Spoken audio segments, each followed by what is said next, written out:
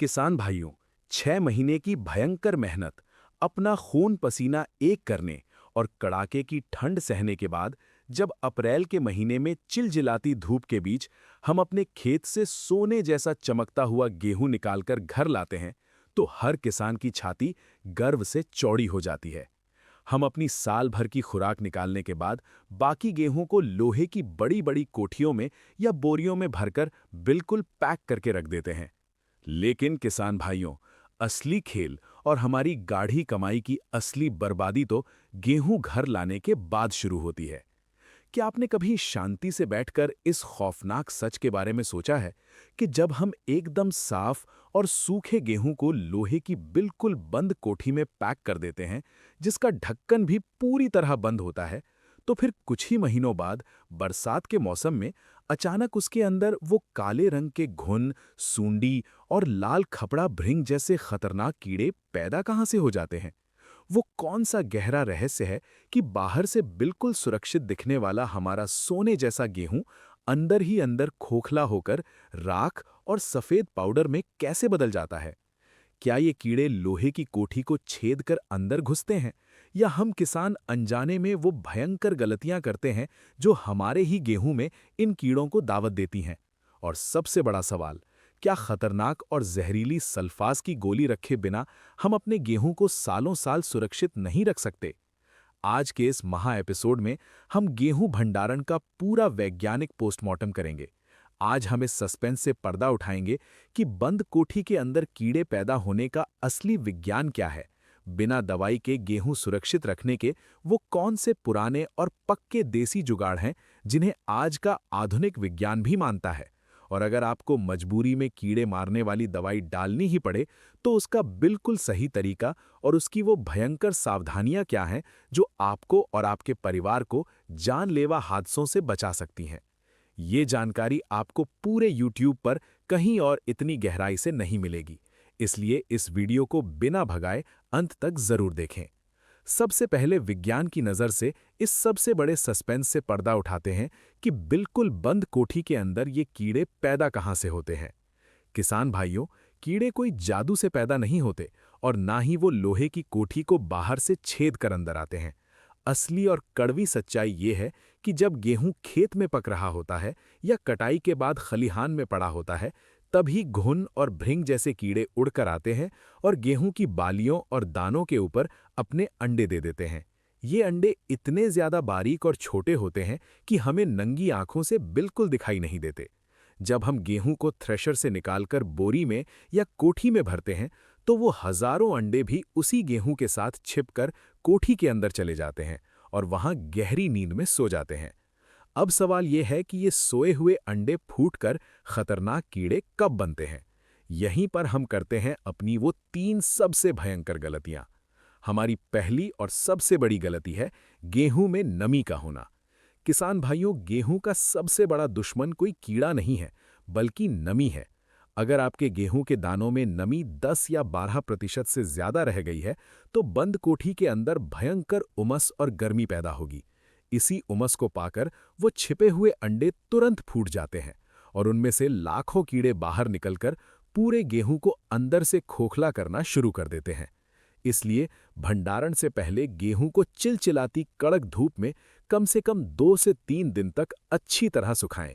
इसकी पहचान ये है कि जब आप गेहूं के दाने को अपने दांतों के बीच रखकर चबाएं, तो वो कट की तेज आवाज के साथ टूटना चाहिए। अगर वो दाना दब रहा है, तो समझ लें उसमें नमी है और वो पक्का सड़ेगा। हमारी दूसरी बड़ी गलती है पुरानी कोठी या बोरियों की सफाई ना करना। हम अक्सर जल्दबाजी में पिछले साल की खाली की गई कोठी में ही नया गेहूं भर देते हैं। पुरानी कोठी के कोनों में, दरारों में और पुरानी जूट की बोरियों के धागों के बीच पिछले साल के कीड़े और उनके अंडे गहरी नींद में छिपे रहते हैं। नया गेहूं जाते ही वो जाग जाते हैं और उस पर भयंकर हमला कर देते हैं। इसलिए नया गेहूं भरने से पहले लोहे की कोठी को धूप में अच्छी तरह तपाएं, उसे अंदर से साफ करें और पुरानी बोरियों को उबलते हुए गर्म पानी में धोकर और कड़क धूप में सुखाकर ही इस्तेमाल करें। हमारी तीसरी भयंकर गलती है उबलते हुए गर्म गेहूं को सीधा कोठी में भर देना। जब हम गेहूं को तेज धूप में सुखाते हैं, तो दाने बहुत ज्यादा गर्म हो जाते हैं। अगर आप उस उबलते हुए गर्म गेहूं को शाम के समय सीधा लोहे की कोठी में भरकर उसका ढक्कन बंद कर देंगे, तो रात को बाहर का मौसम ठंडा होने पर कोठी के अंदर पसीना आ जाएगा, यानी भाप बन जाएगी। वो भाप पानी बनकर आपके ऊपर वाले गेहूं को भिगो देगी और वहां फंगस और कीड़े पैदा हो जाएंगे। इसलिए तेज धूप में सुखाने के बाद गेहूं को रात भर खुली हवा में ठंडा होने दें और अगले दिन सुबह जल्दी जब दाने ठंडे हों तब उसे कोठी में भरें। अब आते हैं वीडियो के सबसे महत्वपूर्ण और असली हिस्से पर। बिना किसी जहरीली दवाई के खाने वाले गेहूं को सुरक्षित रखने के वो कौन से पक्के देसी जुगाड़ हैं। पहला अचूक देसी जुगाड़ है सूखी नीम की पत्तियों का लेयर सिस्टम। किसान भाइयों, नीम एक बहुत ही भयंकर कुदरती कीटनाशक है, लेकिन आपको कभी भी हरी नीम की पत्तियां सीधे गेहूं में नहीं डालनी है, क्योंकि हरी पत्तियों का पानी गेहूं को सड़ा देगा। आपको नीम की पत्तियों को तोड़कर छाया में सुखाना है। जब वो सूखकर एकदम कड़क हो जाएं, तो कोठी के बिल्कुल नीचे उन सूखी नीम की पत्तियों की एक मोटी परत बिछा दें। उसके ऊपर गेहूं भरें, फिर बीच में नीम की पत्तियों की एक परत डालें और सबसे ऊपर फिर से नीम की पत्तियां बिछाकर कोठी को बंद कर दें। नीम के अंदर मौजूद एजाडिरेक्टिन नाम के रसायन की कड़वी गंध से घुन और सूंडी आपके गेहूं के पास फटकने की हिम्मत भी नहीं करेंगे। दूसरा जादुई जुगाड़ है माचिस की डिब्बियों का विज्ञान। जी हां किसान भाइयों, जो साधारण माचिस हम घर में आग जलाने के लिए इस्तेमाल करते हैं, वो गेहूं को बचाने का एक बहुत बड़ा कुदरती ब्रह्मास्त्र है। माचिस की तीलियों के आगे जो लाल मसाला लगा होता है, वो लाल फास्फोरस और सल्फर से बना होता है। कीड़े फास्फोरस और सल्फर की तेज गंध को बिल्कुल भी बर्दाश्त नहीं कर सकते। 1 क्विंटल गेहूं में आप 3-4 नई माचिस की डिब्बियों को थोड़ा सा खोलकर अलग अलग जगह पर गेहूं के अंदर गहराई में दबा दें। इसकी कुदरती गैस से कोठी के अंदर कोई भी कीड़ा पनप नहीं पाएगा और आपका गेहूं खाने के लिए 100% सुरक्षित रहेगा। तीसरा देसी जुगाड़ है लहसुन की डंठल और लौंग का इस्तेमाल। जब हम लहसुन की छिलाई करते हैं, तो जो बीच की सख्त डंठल बचती है, उसे कभी फेंके नहीं। उस डंठल को सुखाकर आप गेहूं के बीच में दबा दें। लहसुन के अंदर कुदरती तौर पर एलिसिन नाम का तेज गंध वाला रसायन होता है, जो कीड़ों के नर्वस सिस्टम को पूरी तरह सुन्न कर देता है। इसके अलावा 10 से 15 लौंग को एक सूती कपड़े में बांधकर गेहूं में रखने से लाल खपड़ा भृंग गेहूं से कोसों दूर रहता है। चौथा पक्का तरीका है अरंडी के तेल यानी कैस्टर ऑयल का इस्तेमाल। अगर आप अगले साल के बीज के लिए थोड़ा सा गेहूं सुरक्षित रखना चाहते हैं, तो आप 1 क्विंटल गेहूं में लगभग आधा लीटर अरंडी का तेल अच्छी तरह मिला दें। ये तेल हर एक दाने के ऊपर एक बहुत ही कड़वी और चिकनी परत बना देता है। जब कीड़े गेहूं को खाने की कोशिश करते हैं, तो इस तेल की वजह से वो दाने को काट नहीं पाते और भूखे मर जाते हैं। अब हम बात करेंगे उस आखिरी और सबसे खतरनाक तरीके की, जब मौसम की खराबी से कीड़े बहुत भयंकर लग जाएं और हमें मजबूरी में रासायनिक दवाई का इस्तेमाल करना ही पड़े। इसमें क्या जानलेवा सावधानियां रखनी है। किसान भाइयों, बाजारों में गेहूं बचाने के लिए जो स्लेटी रंग की गोलियां मिलती हैं, उन्हें विज्ञान की भाषा में एल्यूमिनियम फॉस्फाइड कहते हैं। इसे आम भाषा में सल्फास या सेल्फॉस कहा जाता है। ये दुनिया के सबसे खतरनाक और जानलेवा रसायनों में से एक है।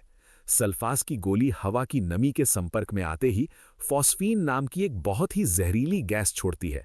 ये गैस कोठी के अंदर फैल जाती है और कीड़ों को दम घोंटकर उन्हें तुरंत मार देती है। लेकिन हमारे किसान भाई इसे इस्तेमाल करते समय बहुत भयंकर गलतियां करते हैं। सबसे पहली सावधानी, इन गोलियों को कभी भी नंगे हाथों से न छुएं। सल्फास की गोलियों को कभी भी अपने नंगे हाथों से नहीं छूना चाहिए। आपके हाथों का पसीना या नमी गोली पर लगते ही जहर और गैस बनना शुरू हो जाएगा, जो आपकी सांसों के जरिए आपके अंदर जा सकता है। हमेशा मोटे दस्ताने पहनकर ही इसे बाहर निकालें। दूसरी भयंकर गलती, गोलियों को सीधे गेहूं में फेंकना। अगर सल्फास की गोली सीधे गेहूं में मिल गई, वो अंदर टूट गई और वो दाना पिसकर आटे के रूप में आपके परिवार के पेट में चला गया, तो ये बहुत ही ज्यादा जानलेवा है। सल्फास की गोली को हमेशा एक साफ सूती कपड़े में बांधकर उसकी एक सुरक्षित पोटली बनाएं। फिर उस पोटली को गेहूं के बीच में दबाएं, ताकि जब गेहूं निकालना हो तो आप उस पोटली को सुरक्षित बाहर निकाल सकें और जहर गेहूं के दानों में न मिले। तीसरी और सबसे जरूरी सावधानी, कोठी को एयर टाइट सील करना। अगर आपने सल्फास की गोली डाल दी और कोठी का ढक्कन ढीला है, तो सारी जहरीली फॉस्फीन गैस बाहर निकल जाएगी। कीड़े तो नहीं मरेंगे, लेकिन अगर वो कोठी आपके घर के अंदर या सोने वाले कमरे में रखी है, तो वो लीक होती हुई गैस रात में सोते समय आपके परिवार के लिए जानलेवा साबित हो सकती है। इसलिए गोली डालने के बाद कोठी के ढक्कन को मिट्टी, टेप या पॉलिथिन से पूरी तरह एयर टाइट सील कर दें, ताकि गैस बाहर ना आए और कभी भी उस कमरे में ना सोए जहां दवाई वाला गेहूं रखा हो। अब सबसे बड़ा और सुनहरा नियम जो आपको हमेशा याद रखना है, जो गेहूं आपको हर रोज अपने बच्चों और परिवार को खिलाना है, उसमें कभी भी भूल कर भी सल्फास की गोली ना डालें। खाने वाले गेहूं में हमेशा नीम, माचिस या लहसुन वाले सुरक्षित देसी तरीके ही अपनाएं। दवाई का इस्तेमाल सिर्फ मंडी में बेचने वाले या अगले साल के बीज वाले गेहूं में ही करें। किसान भाइयों, हमारी फसल हमारा सोना है और हमारा परिवार हमारी जान है।